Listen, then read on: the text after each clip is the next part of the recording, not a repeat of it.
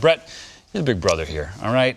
When that happened and then it played out afterwards, blowing up on social media like it did, what was your takeaway down in San Diego? Remember, I am the big brother. That's right. Don't forget it, Aaron. Aaron Boone, yeah, whatever. I remember talking to him right after. I remember seeing it and going, wow, you can't pay for this kind of PR.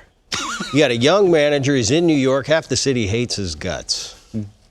He goes out on a hot mic and acts like Aaron does. He wants to argue passionately, but he's like my dad. He's that straight arrow. He respects everybody.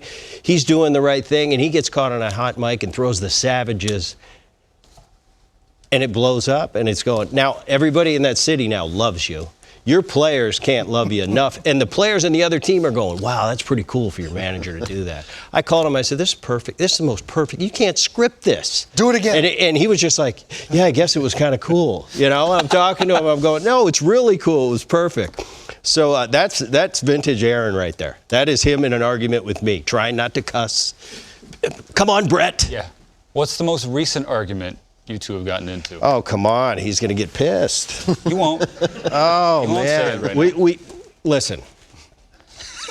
Do it, Bret. I'll tell you what, I am willing to move with the times. This current game, I've got to go with it. I can't stick in my time, say my time was the greatest. That's like my dad talking about Steve Carlton's slider. I'm sick of hearing about it. Which, by the way, it was a good slider. I guess it was pretty good. And it would still be good today. Without a doubt it is. But I'm sick of hearing about it. Don't even get into Grandpa. But I'll tell you, Aaron, we have a lot of friendly debates. And I understand the analytics. I want a course on it because I want to use everything I can going forward. There's a lot of positive things in this analytics. But when I talk to him about an average and, it's more important than on-base percentage, which is important. But a runner on second base and no outs, I still want Tony Gwynn at the plate. Yeah, you don't want to, he's not going to walk him home. No, he's not going to walk him home. I do understand the method behind the madness, but when it comes down to it, I want my best hitter at the plate.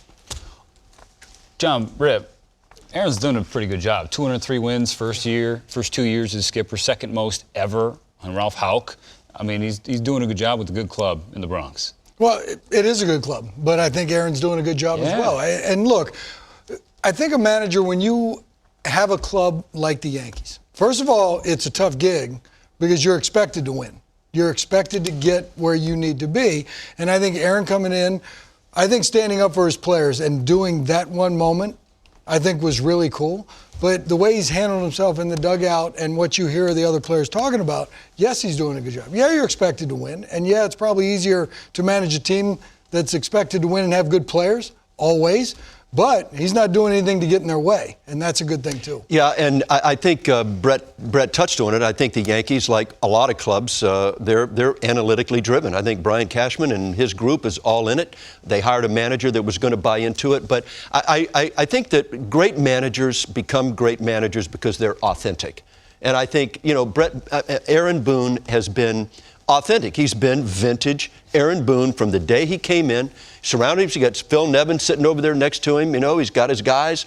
Yeah. He handles things the right way. He can handle New York. Joe Torre did a great job in New York. I think Aaron Boone is doing exactly what needs to be done in New York. He's handling the front office.